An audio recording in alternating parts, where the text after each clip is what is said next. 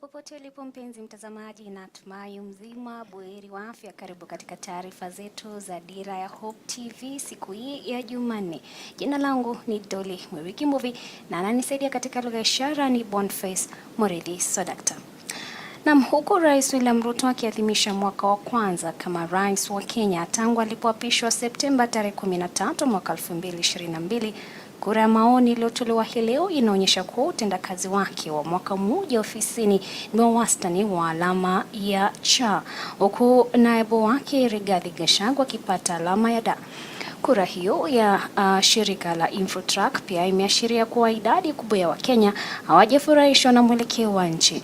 Takriban Wakenya 4,000 katika kaunti 47 walihojiwa katika utafiti huo ambao ulifanyika katika awamu mbili kuanzia tarehe 21 hadi tarehe 23 Agosti na tarehe 10 Septemba mwaka huu. Alice Diana na mengi zaidi.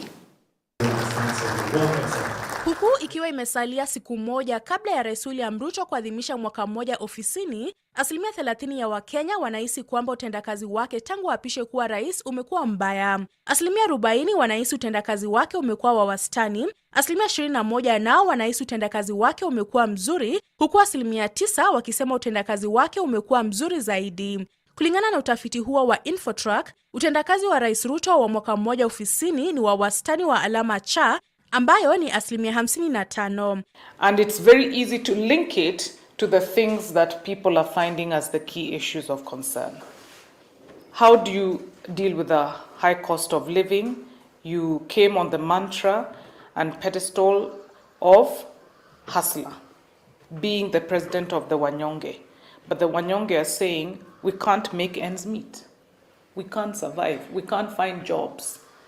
So can the hustler move from theory to action? Can we actually see some of the things that were great talks and promises being actualized into that which makes life more meaningful and affordable for Kenyans?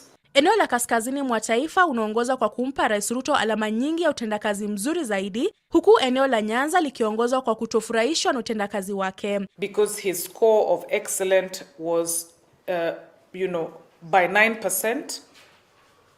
Maybe the highest score was 16 in Northeastern. But otherwise, very low across the board, with the lowest score of his performance at excellent being in Nyanza, 2%.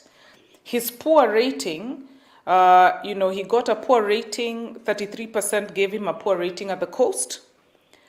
In Northeastern, 33% gave Ruto a poor rating of performance. In Eastern, 33% as well gave him a poor rating. 26% in Central, 22% in Rift, 31% in Western, 46% in Nyanza, and 31% in Nairobi gave him a poor rating. Akitangaza matokeo ya utafiti huo, mkurugenzi mkuu wa kampuni ya Infotrack Angela Ambitho alisema utafiti huo pia ulifichua kuwa naibu rais Rigathi Gachagua alipata 47% katika utendakazi wake katika mwaka wake wa kwanza ofisini, hii ikiwa ni alama ya D. So 46%, how does that 47% pan out? 46% rated him as having poor performance, 36% rated him as having average performance, and 14% rated him at having good performance, while 4% rated him as having excellent performance. That consolidated to a mean of 47%. Kwa upande wa mwelekeo wa nchi, 53% ya Wakenya kwa sasa wanahisi nchi inaelekea kusikofa, 30% wanahisi nchi inaelekea katika mahala sahihi, huku 13% wakisema nchi haielekei pabaya wala sahihi. 3% tu ya Wakenya walisema hawajui. Kwa wale ambao walisema nchi inaelekea pabaya, walitaja gharama ya juu ya maisha, kukosekana kwa kazi, ufisadi na siasa mbaya kama sababu kuu, huku waliopendezwa na mwelekeo wa nchi wakitaja amani, ufanisi wa ugatuzi na gharama nafuu ya maisha kama sababu zao. 89% of those who feel that the country is headed in the wrong direction mentioned the high cost of living. So that's the main problem right now, that people can't generally make ends meet. People are struggling to, cope with the different elements that they need to deal with, and the wallet is shrinking. Masuala matatu muhimu ambayo Wakenya wanataka serikali ya Kenya Kwanza iyape kipaumbele ni gharama ya juu ya maisha, ukosefu wa ajira na ubora na gharama ya elimu. 10% at least. Alice Diana, Dira ya Hope TV. Shukran sana Alice Diana kwa taarifa hiyo. Tukisonga mbele ni kwamba kura mpya ya maoni iliyotolewa hii leo imemtaja waziri wa usalama Profesa Kithure Kindiki kama waziri aliyefanya kazi bora katika baraza la mawaziri la Rais William Ruto, akiwa na 59% kwa mwaka mmoja sasa tangu Ruto alipochukua mamlaka. Kura ya maoni ya Infotrack imemweka waziri wa elimu Ezekiel Machogu katika nafasi ya pili kwa 55%. Waziri wa uchukuzi Kipchumba Murkomen, mwenzake wa kilimo Mithika Linturi na Susan Nakumincha wa afya nao walipata alama sawa ya 53% katika nafasi ya tatu. Kwa mujibu wa kura ya maoni Infotrack, waziri wa ulinzi Aden Duale na mwenzake wa michezo Babu na Mwamba walishikilia nafasi 6 kwa 52%. Waziri wa teknolojia Edwin Eliud Owalo alichukua nafasi ya 8 kwa 51%, huku waziri wa masuala ya kigeni Alfred Mutua, waziri wa utalii Penina Malonza na waziri wa maji Alice Wahome wakishikilia nafasi ya 9 wakipata 50%. We also have a tie between Soipan Tuya, Musalia Mudavadi, Honorable, and Honorable Justin Muturi at 49%. And then 15, we also have a tie of many, Salim Vuria, Aisha Jumwa, Moses Kuria, and Zachary Njeru at 47%. Then we have a tie at 19 at 46% of Honorable Rebecca Miano, Simon Chelugui, Professor Juguna Dungu, and Honorable Florence Bore at 46%. Number 23 in terms of Cabinet Secretaries rating was Honorable Davis Chirchir at 45%. Baraza la magavana COG limetaka muungano wa madaktari nchini KMPDU kusitisha mgomo wa madaktari unaopangwa kufanyika wiki 2 zijazo. Akizungumza kwa niaba ya kamati ya baraza la magavana, naibu gavana wa Busia Kizito wa Ngalwa amesema kwa madaktari wana majukumu muhimu na kuahidi kufutilia njia mwafaka za tatua lalama zao. Yanajiri baada ya madaktari chini ya KMPDU kufanya maandamano kuhusu hali ya ugatuzi wa sekta ya afya nchini. Baadhi ya wahudumu wa afya chini ya muungano wa madaktari KMPDU wamejihusisha hii leo katika maandamano ya matembezi kutoka hospitali ya Kenyatta na kupitia katika ofisi za Wizara ya Afya na kumalizia maandamano yao katika ofisi ya Baraza la Magavana kupitisha malalamishi yao kuhusu hali ya ugatuzi katika sekta ya afya. Wakiongozwa na katibu mkuu wa KMPDU Davji, wahudumu hao walijihusisha na nyimbo za kumshurutisha mwenyekiti wa baraza la magavana Anne Waiguru kujitokeza ili kupokea na kushughulikia malalamishi yao. Davji ametoa notisi ya wiki 2 ya kuandamana kwa baraza la magavana kutatua maswala walioibua yakiwemo uhaba wa wahudumu wa afya na serikali kufeli kuajiri wahudumu zaidi wa afya pindi wanapohitimu. In the next 2 weeks we'll give you a sign. We'll give you a notice. We'll give you a call to action for another procession. We'll do it again after another 2 weeks.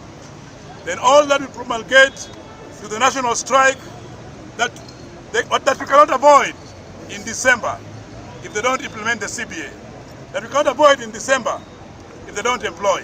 Naibu gavana wa Busia Kizito Wangalwa baada ya saa chache hata hivyo alipokea ombi hilo kwa niaba ya baraza la magavana na kuwahakikishia wahudumu wa afya wanaoandamana kufuatilia njia mwafaka za kutatua lalama zao. We can formally receive the petition that you have to demonstrate that we would want to look at all the issues that are therein and be able to respond appropriately.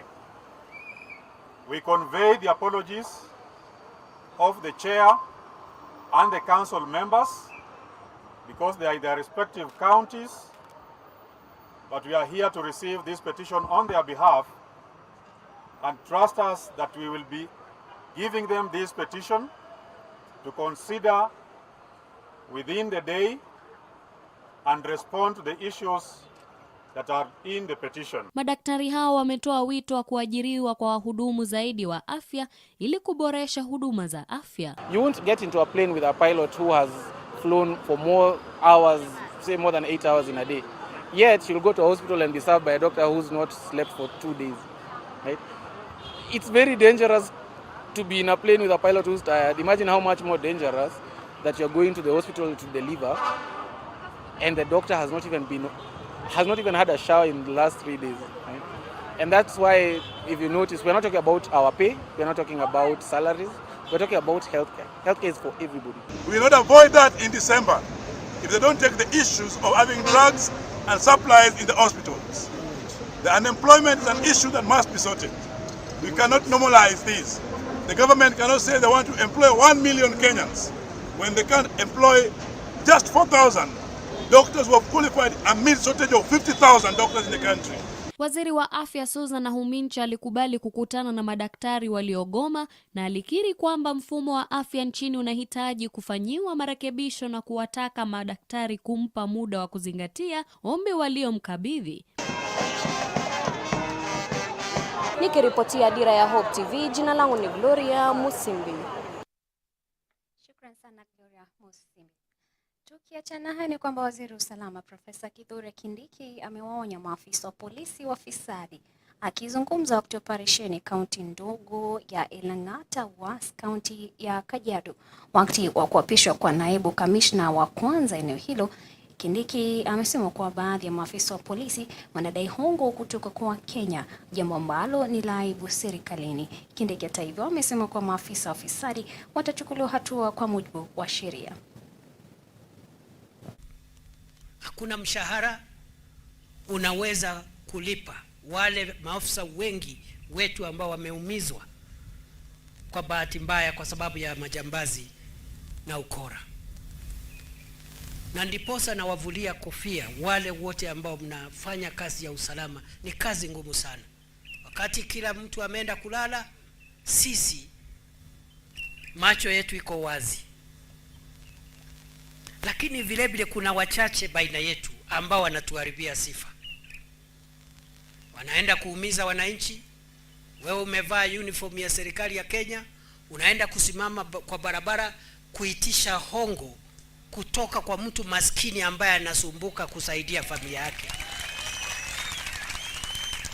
Mwisho wa mwezi uko na mshahara. Wewe uko na mshahara, haijalishi ni mshahara kiasi gani, uko na at least something. Huyo mwananchi hana mbele hana nyuma. Ni mama, labda ni mjane, labda ni mtoto yatima, labda ni kijana wa bodaboda, na wewe mtu mzima, afisa wa serikali, uko pale, uko barabarani pale na unanyanyasa mwananchi. Na mahakama ya mizozo ya vyama vya kisiasa imezuia kwa muda kutimuliwa kwa mbunge wa Lang'ata Felix Odwar almaarufu Jalango, mwenzake wa GEM Elisha Odhiambo na seneta wa Kisumu Tom Ojienda pamoja na viongozi wengine kutoka kwa chama cha ODM. Mahakama hiyo imetoa uamuzi huo ikisubiri kusikilizwa kwa kesi iliyowasilishwa Jumatatu, ambapo watatu hao walipinga kutimuliwa kwao kutoka ODM kwa madai ya kukiuka katiba na maadili ya chama hicho kwa kujihusisha na muungano wa Kenya Kwanza. Chris Hati na taarifa hiyo. Ni afueni kwa mbunge wa Lang'ata Felix Odwar almaarufu Jalango, mwenzake wa GEM Elisha Odhiambo na seneta wa Kisumu Tom Ojienda kufuatia uamuzi wa mahakama ambao umezuia kwa muda chama cha ODM dhidi ya kuwatimua viongozi hao. Really? Haya yanajiri baada ya Jalango, Odhiambo na Ojienda kutimuliwa kutoka kwa chama hicho wiki jana Jumatano, pamoja na wabunge Gideon Ochanda wa Bondo na Karoli Omondi wa Suba Kusini kwa madai ya utovu wa nidhamu na kutokuwa waaminifu kwa chama hicho. And the party is hereby directed to commence the process of removing them from the register of the party. Wakati ikitoa agizo hilo, mahakama hiyo pia imekizuia chama hicho dhidi ya kuwaondoa wabunge hao kwenye majukumu yao ya kamati ya bunge. Mahakama hiyo aidha imetoa agizo la kumzuia msajili wa vyama vya kisiasa dhidi ya kutekeleza mabadiliko katika chama cha ODM kufuatia kufurushwa kwa viongozi hao. Haya yanajiri baada ya watatu hao, Jalango, Odhiambo na Ojienda, kuwasilisha ombi la kupinga kufurushwa kwao na chama hicho, wakidai taratibu zote za kinidhamu zilizosababisha hatua za chama hicho zilikiuka sheria iliyowekwa na katiba ya Kenya, sheria ya vyama vya kisiasa, pamoja na kanuni za nidhamu za ODM na katiba ya ODM kwa ujumla. Viongozi hao walishtakiwa kwa kukiuka katiba ya ODM na sheria ya vyama vya kisiasa ya mwaka 2011 kwa kushirikiana waziwazi na kuunga mkono shughuli za chama pinzani cha kisiasa na pia kupinga maamuzi mbalimbali yaliyotolewa na chama cha ODM. Kiongozi wa ODM Raila Odinga hata hivyo alitetea hatua hiyo mnamo Ijumaa wakati wa mkutano na wajumbe wa ODM kaunti ya Migori, ambapo alisema kuwa chama hicho kinaweza kuwa na nguvu tu iwapo wanachama wake watakuwa na umoja na nidhamu. Wabunge hao wamekuwa wakishirikiana na upande wa serikali ya Kenya Kwanza unaoongozwa naye Rais William Ruto.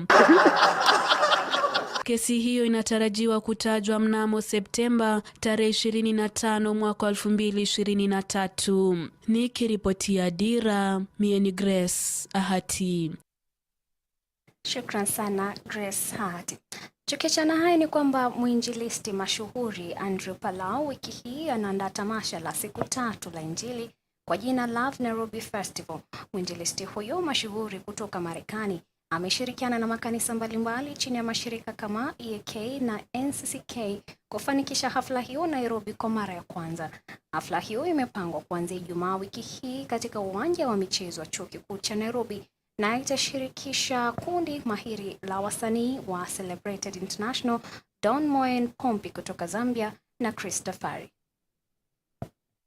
So allow me to say this. Please do what you can to make sure that you attend this festival at Nairobi University grounds. You will not regret. Especially, I want to appeal to all young people. Wherever you are and watching this episode at this time, your life will be impacted for Christ.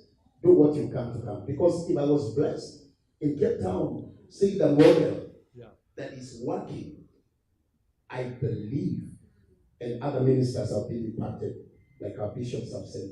The invitation was for them to come even before COVID. And when COVID hit, we had to change the plans. But it so happens that we are now coming, we are out of COVID, and consequently it was possible to organize at this time. And it happens that it is a time when we are coming from what you have called a crisis. But I think I said it is God loving us because he's the one who has organized that to be at that time, so that the churches in Nairobi, for example, can model how, although we come from different denominations, we can come together and work together. And hopefully the message out there will be, if the churches can come together and work together, why can't our leaders in other places also come together and work in the same way? I thought, I'll never be married God's way. I've destroyed my life. But God healed me, and he restored me, gave me a new sense of purity so that I could begin in a marriage relationship. And now, 30 years almost later, he's made me faithful to my wife and faithful to my children. And this is the hope. This is the power for transformation we want people to believe for in their very own lives. Miracles of reconciliation and healing. Come to Jesus Christ. This is the message of the festival, and we hope that everyone will come. It is for you, the pimps and the prostitutes and the drug dealers, businessmen, educators, students, old and young. As Bishop was saying, you're welcome. Please come. It is for you. Don't think it's just the Christians gathering together to have a big celebration. We are doing that, and you are welcome. Please join us there at the university grounds. You are patient, but I have a lot of enthusiasm for this, and I pray you will feel that welcome. And when the Spirit says come, you come. I think you will never regret it. Sasa Pay imezindua mkakati mpya unaolenga ongezeko la idadi ya wateja walioko nchini Kenya na wang'ambo. Kulingana na naibu mkurugenzi mtendaji wa Sasa Pay, Daniel Njoroge, Sasa Pay ni jukwaa la shughuli za kila siku kwa Wakenya walioko ughaibuni ili kuwawezesha kufanya miamala na familia zao, maslahi ya biashara na uwekezaji nchini Kenya kutoka popote walipo ulimwenguni. Hata hivyo, mkakati huu mpya unahakikisha matumizi salama ya malipo kwa biashara tofauti, ikiwemo benki, vyama vya ushirika, wakopeshaji wa kidijitali, vituo vya afya, taasisi za elimu, sekta ya usafiri, makampuni ya kilimo na wazalishaji. Tells one question. So what next? We have this beautiful license, we have got this wonderful staff, we have got our founders that have done extremely well. Like I saw someone on LinkedIn say, Sasa Pay is the only company that have been built on sheer grit, and we really honor them for that. All these things are here now. So what next? And what next is now shaping the next level of what shall now start realizing value for the organization, for the country, and also for the world at large. The collection, it allows us to collect in a more effective, perhaps even more innovative way, as it also allows us to pull funds from people's wallets as a loan repayment. And then third is alternative data. As you all know, we build our credit scores using financial data that we collect from aggregated resources. What we are unveiling today is not theory. We have some very prominent and experienced gentlemen who have spoken before me, who are already in the industry. And what we are unveiling today is informed by very serious data analytics, market survey, and really looking at artificial intelligence. And therefore, the data that we are presenting, all the plan that we are presenting to you, is backed up by comparing accurate, clean data.